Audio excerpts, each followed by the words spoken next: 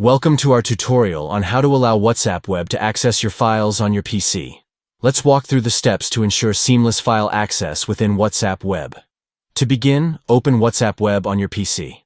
This is where you'll be able to manage and customize your file access settings for a smoother user experience. Next, locate the web address bar and click on View Site Information next to it.